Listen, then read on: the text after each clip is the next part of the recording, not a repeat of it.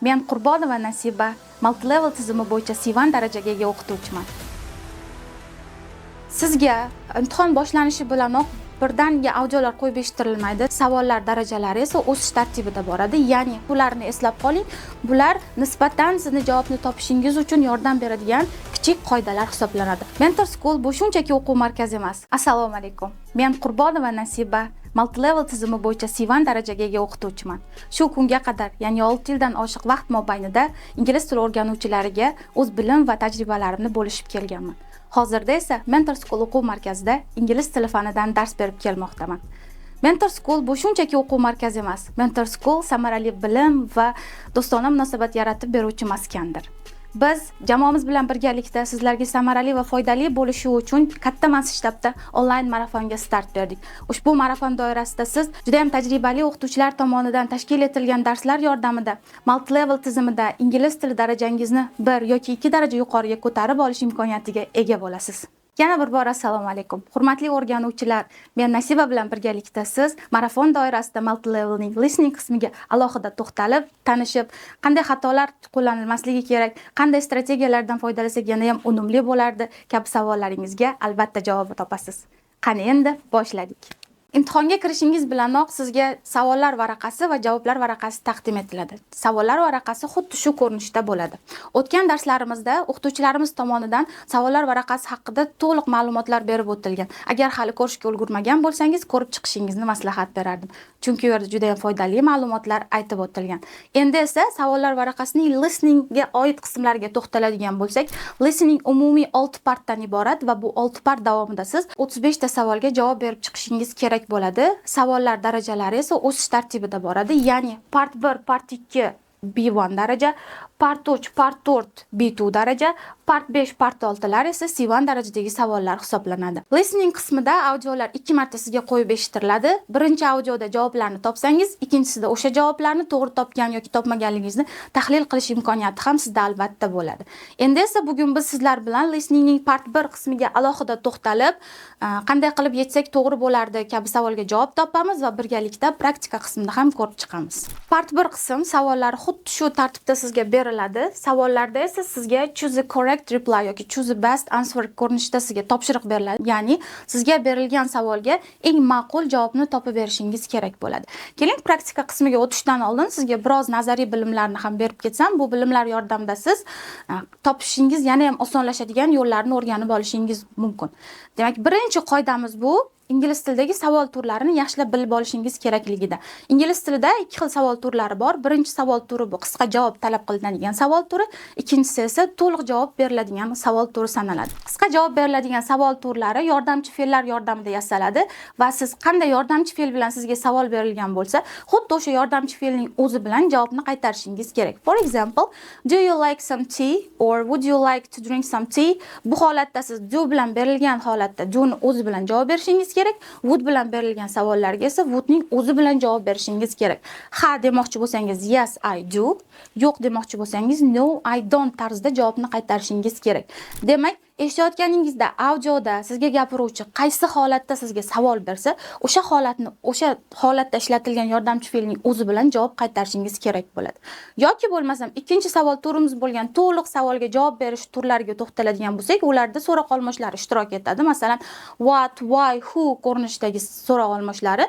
Bu holatda siz to'liq javob berishingiz kerak. To'g'ri, to'liq deganimizda biz ega, fe'l, kesim tarzidagi so'z birliklari to'liq ishlatilishini nazarda tutamiz, lekin bu yerda nisbatan javob qisqaroq holatda, ya'ni sizga nimaga savol berilyapti? Where did you go savoli berilgan bo'lsa, qachon bordingiz, qachonga urg'u tushganligi uchun siz qachon ayni vaqtini aytishingiz kerak. For example, yesterday at 9 o'clock tarzda javobni belgilasangiz maqsadga muvofiq bo'lgan bo'lar edi. Agarda sizga salbiy holatdagi savol berilgan bo'lsa, javobi ham salbiy tarzda kelish kerak. Ijobiy holatda esa savollarga esa ijobiy holatdagi javoblar berilishi kerak. For example, I don't like tea. Men choyni yoqtirmayman so'ziga me too deb javob bera olmaymiz. To'g'ri, bu o'zbek tilida bo'lishi mumkin, lekin ingliz tilida bunday javob berish noto'g'ri hisoblanadi.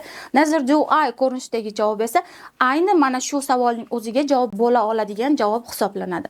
Demak, ushbu qoidalar sizga kirish bo'lib xizmat qilishi mumkin. Bularni eslab qoling.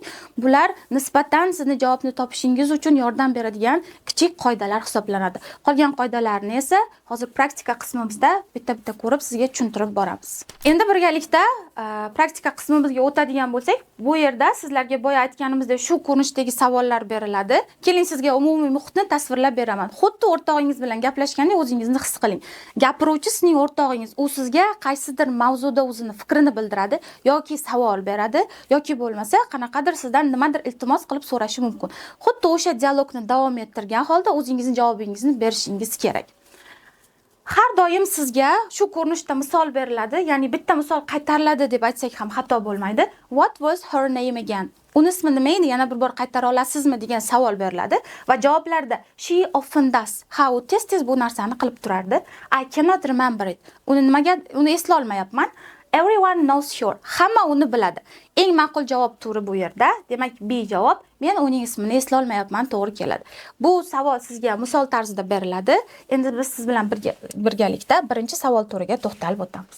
Sizga imtihon boshlanishi bilanoq birdaniga audiolar qo'yib eshittirilmaydi. Sizga bularni ko'rib chiqishingiz uchun vaqtlar beriladi. Ko'rib chiqish vaqtida siz kalit so'zlarni tagiga chizib chiqishingiz kerak bo'ladi. Of course, that's fine. I don't have that. She often does. Bu yerdagi kalit so'zlar that's fine, I don't have va she does so'zlari kalit so'zlar bo'la oladi.